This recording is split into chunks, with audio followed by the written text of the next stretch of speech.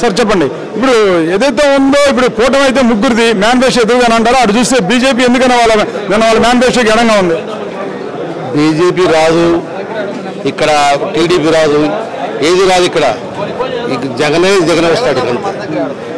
జగనే ఎట్లా వస్తాడు? జగన్ ఏం చేశాడు? ఇప్పుడు జగన్ అనేది ఒక మాట అండి.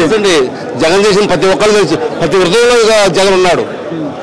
ప్రతి ఒక్కరి హృదయంలో ఉన్నాడు అన్నాం. జగన్ అనేది ఈ రాష్ట్రాన్ని బస్సు పట్టించాడు, మన ఆంధ్రప్రదేశ్ అని చెప్పి చాలా ఇంటి అబద్ధాలండి, అన్ని అబద్ధాలు. 100 అబద్ధాలు అడితే అది నడిచిందంట. వాళ్ళు అబద్ధాలతో నడిపిస్తున్నారు కథ. అత్యాచార రాజకీయాలతో చేస్తున్నారు వాళ్ళు. మొన్న రాయి కొట్టారు, రాయితోటి కొట్టమని చెప్పి ముందు అన్నాడు. అట్టే రాళ్ళు కొడుతున్నాడు. అదంతా ఆయన చేసే పని అంతా చాలా చండాలం, అంత మోసం అయింది. మరి ఏదైతే ఉందో ఇప్పుడు జగన్ చంపితే ఏమవుతుందని అంటున్నాడు కదా. మరి జగన్ చంపడానికి ఆయన ఎంతమంది ఇక్కడ ఉన్నారు? జగన్ చంపడానికి ఆయన మన ఊరు దేశం రాష్ట్రం మొత్తం కదులుతుంది. జగన్ చంపడానికి అంత వేలికి కాదు, అంత వాళ్ళకి చేత కాదు, అంతే. కానీ ఇప్పుడు అటు చూస్తే వాడు ఇంకా 10 రోజులు ఎలక్షన్స్ ఉన్నాయి. మరి ఎవరు గెలుస్తారనుకున్నారు మీరు? జగన్మోహన్ రెడ్డి గెలుస్తాడు పక్కా, అంతే. మరి ఇప్పుడు ఒక మాట, జగన్మోహన్ రెడ్డి పక్కా గెలుస్తారు అంటున్నారు.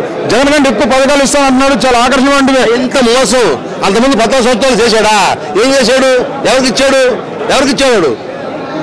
కానీ నమ్మండి, ఈసారి ఇస్తానన్నాడు కదా. ఎవరు నమ్ముతాడయ్యా? 14 సంవత్సరాలు చేశాడు, ఎవరు నమ్ముతాడు?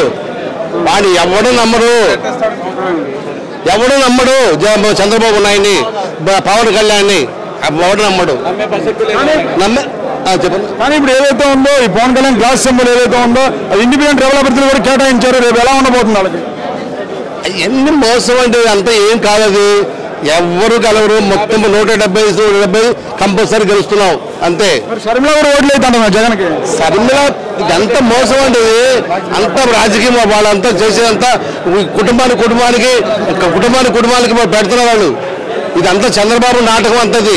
చంద్రబాబు చేసే మోసాలంతా ఇది అందరూ తెలుస్తున్నారు. ప్రతి ఒక్కరు తెలుస్తుంది ఆయన పరిస్థితి.